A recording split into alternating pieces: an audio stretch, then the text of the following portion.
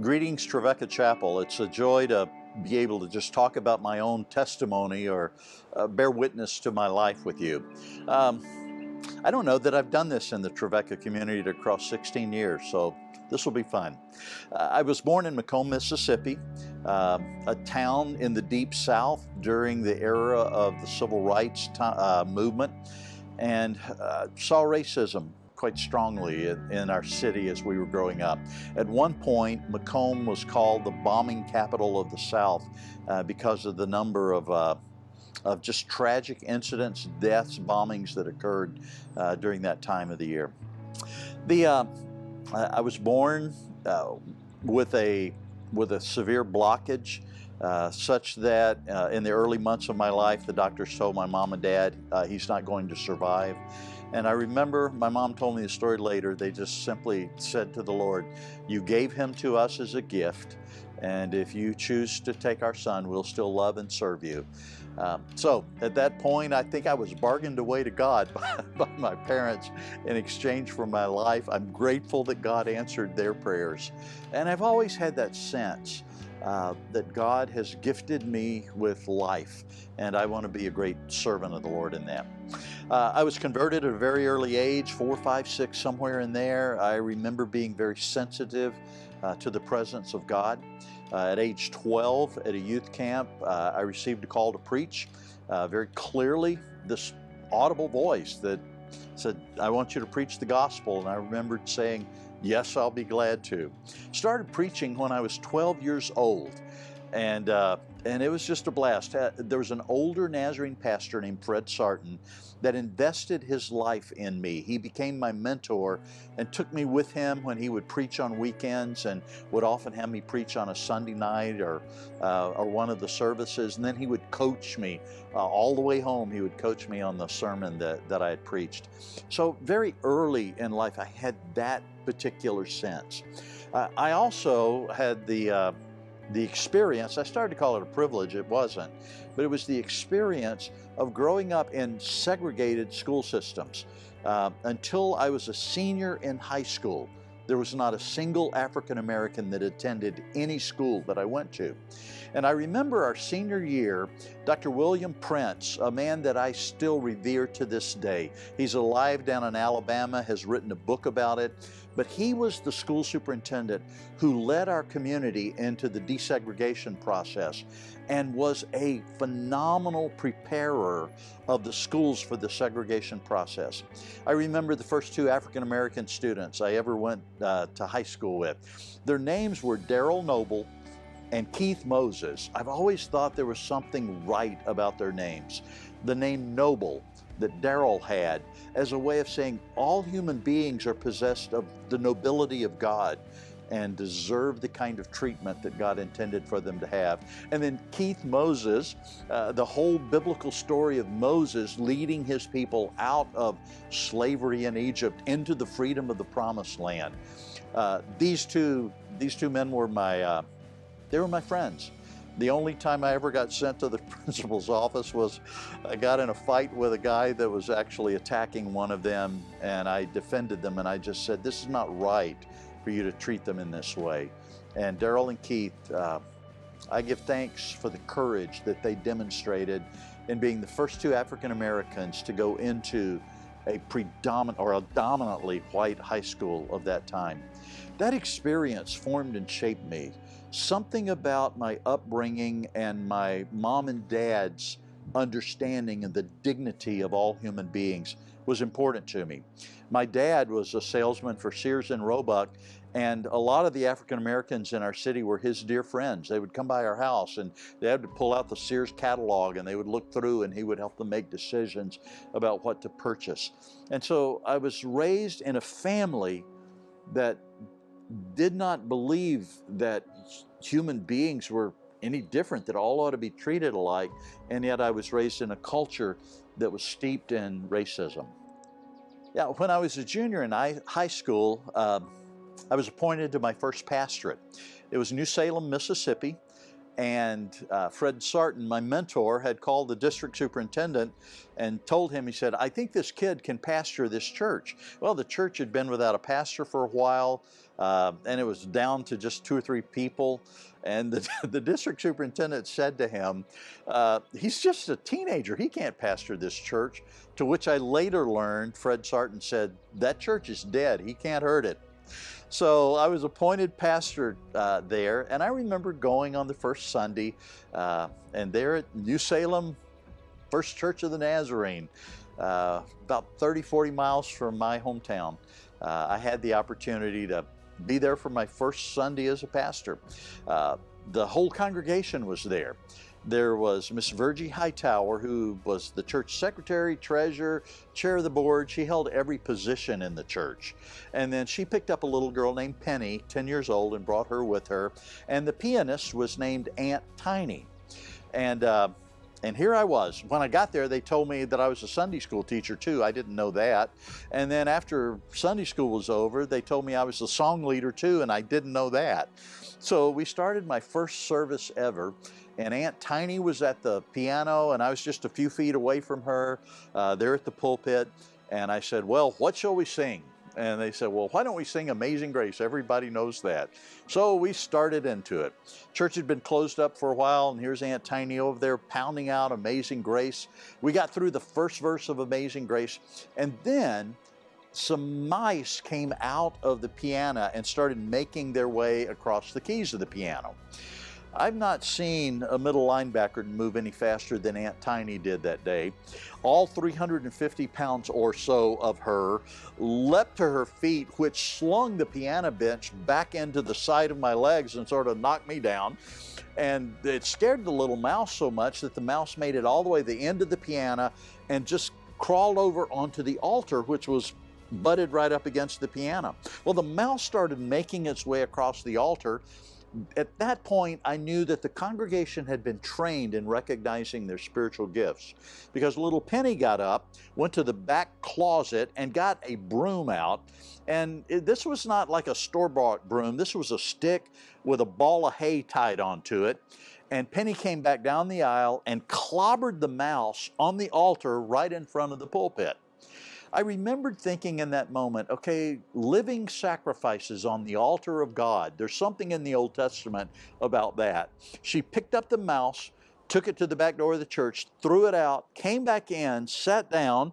Aunt Tiny set the piano bench back up, sat back down, and Miss Virgie Hightower looked up at me and said, second verse? And off we went on the second verse. I remembered thinking, this call of God upon my life is going to give me a life that is spectacular, and it has. I have enjoyed the adventure of God through these years. Left there, came to Trevecca.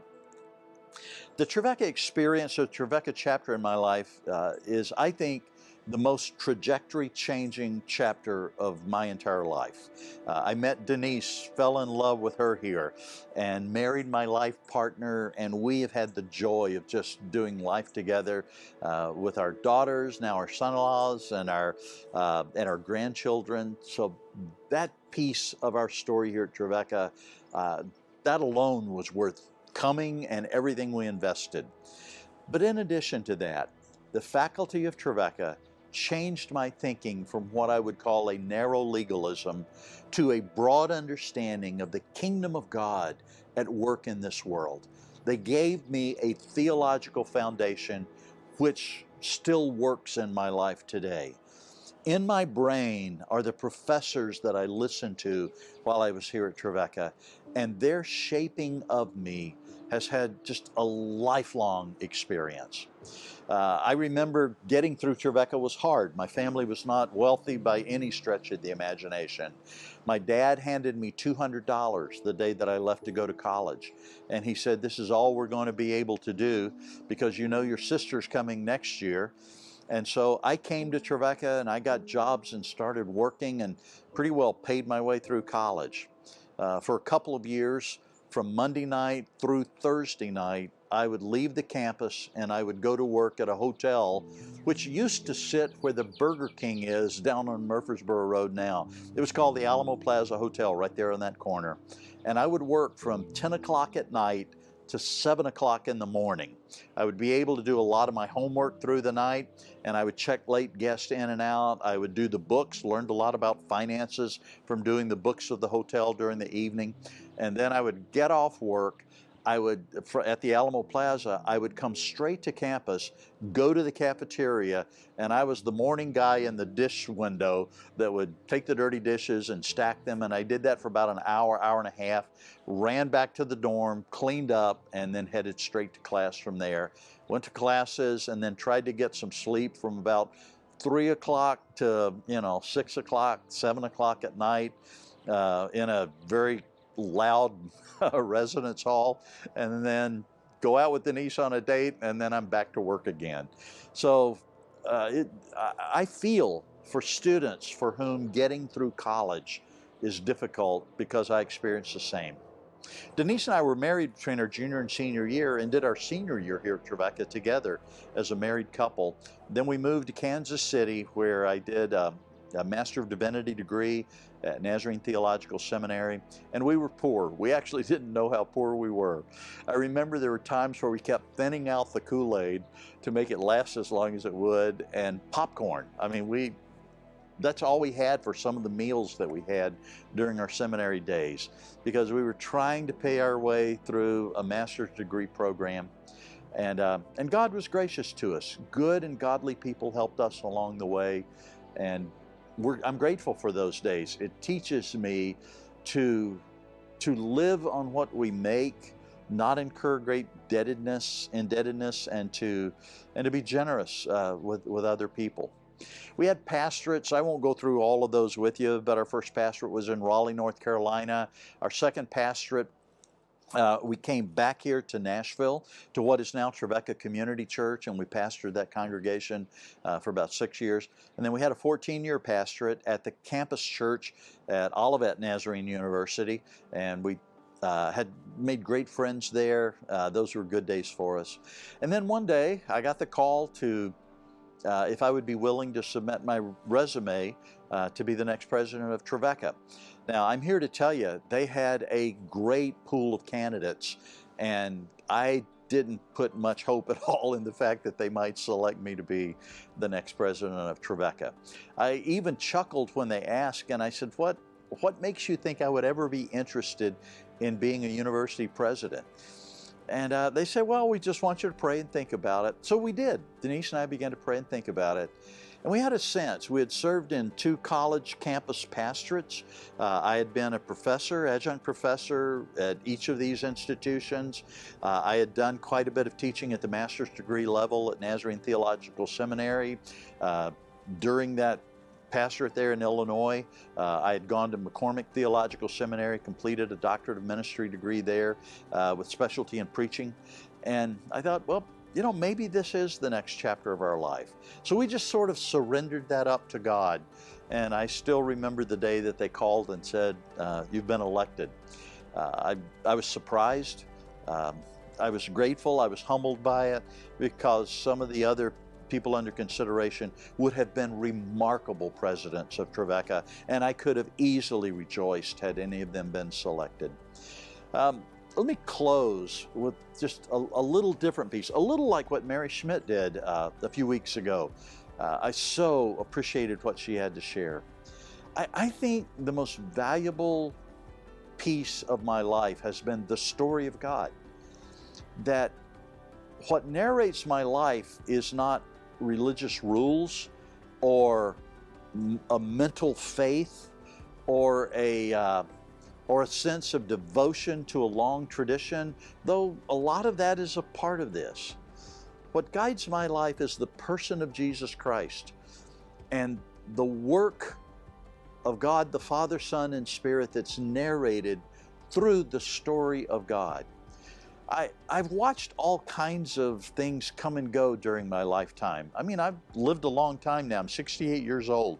And I've seen existentialism and nationalism and sexism and racism and the civil rights movement and wars come and go. I've watched a lot of these things, and I've watched causes rise around these things.